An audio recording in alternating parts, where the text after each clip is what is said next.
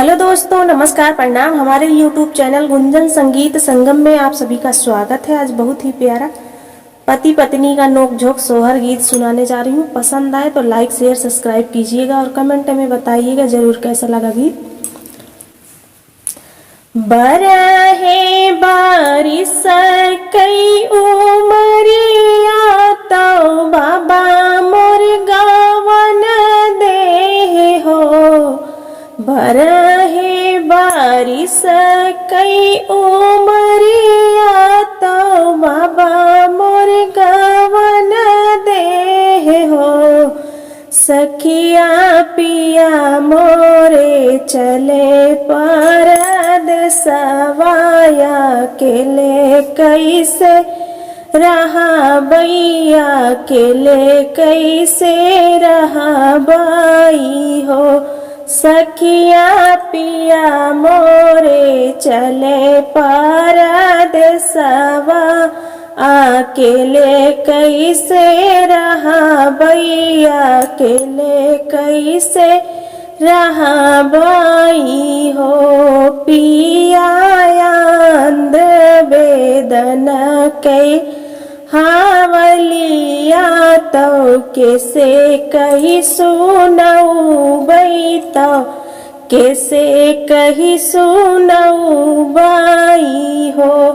पिया आंध्र वेदन के हावलिया तो कैसे कही सुनऊ बैतो के का हम बातऊ बाई हो।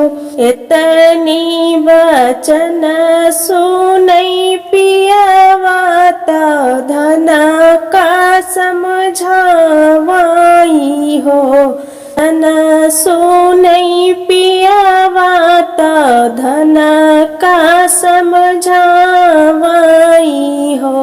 धनिया जाऊ तोहरा मुड़वा पीरई है तो दहिया सही हो।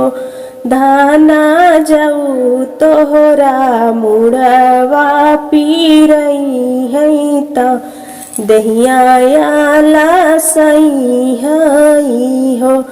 धाना चिट्ठिया में लिखी के जो भेजबू तो घर का चलायऊ बाई हो। धनिया चिट्ठिया में लिखी के नी भेजू घर का चलायऊ बाई हो।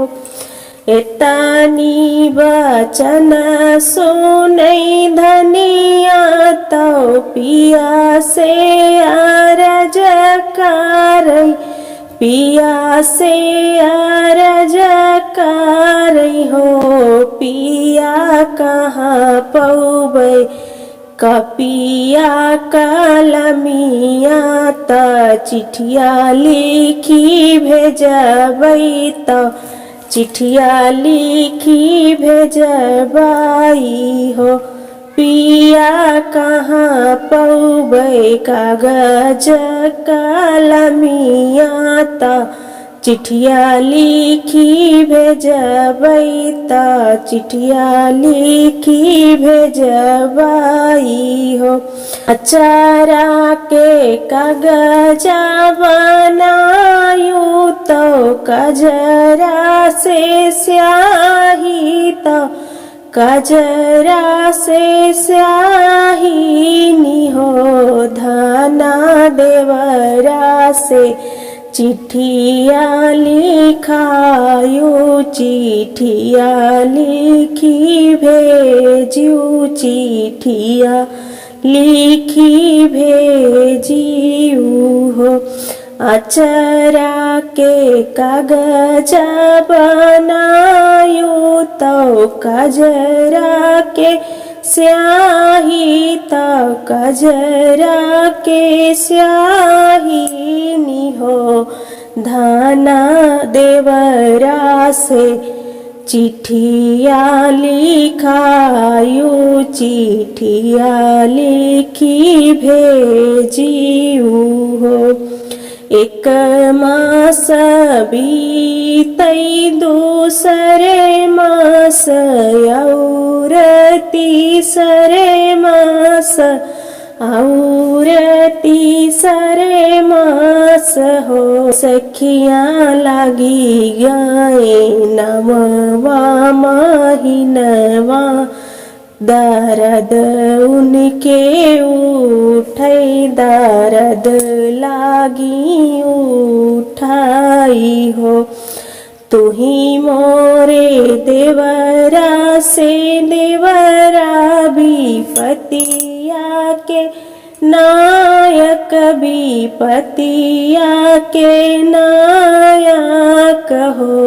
देवरा आंध्र वेदन के हावलिया चिठिया लिखी भेजा चिठिया लिखी भेजाऊ हो। देवरायंद्र वेदन के हावलिया चिठिया लिखी भेजा चिठिया लिखी भेजाऊ हो। न के चिठिया पिया पावई तो साहेब आगे बाँचई तो साहेब आगे बाँचई हो। साहेब दई देत्या हमका छुट्टिया घर का चला जाइत घर का चला जाइत हो। साहेब दई देत्या हमका ता बदला घर का चला जाइत घर का चला जाइत हो। लइके छुटिया पियाया वही दुवरिया पे ठड़े भई दुवरिया पे ठड़ा भाई हो। रामानी मिया के शीतली बायरिया तो झुर झुर लागई तो झुर झुर लागई हो। मैया लइके दौड़ई पीढ़ैया बहिन जुड़ा पनिया बहिन जुड़ा पनियाई हो। बेटा बैठाना चंदन पीढ़ैया तो पिया जुड़ा पनिया तो पिया जुड़ा पनियाई हो। तुही मोरी मैया से मैया तुहिनी मोरी जननी तुहिन मोरी जननी हो। मैया घरवा के सब के हुलऊ के धान का नाही देखेन धान का नाही देखेन हो। सासू तो बोलायू ना पावई ननद उठी बोलई ननद उठी बोलाई हो।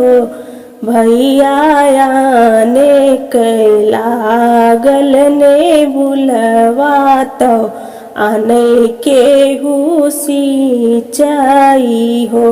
भैया दूसरे के जनमल लालनवा तो भौजी खेलावई तो भौजी खेलावई हो। हमरे लगावल ने बुलवा तो हम ही न सींचेन हो।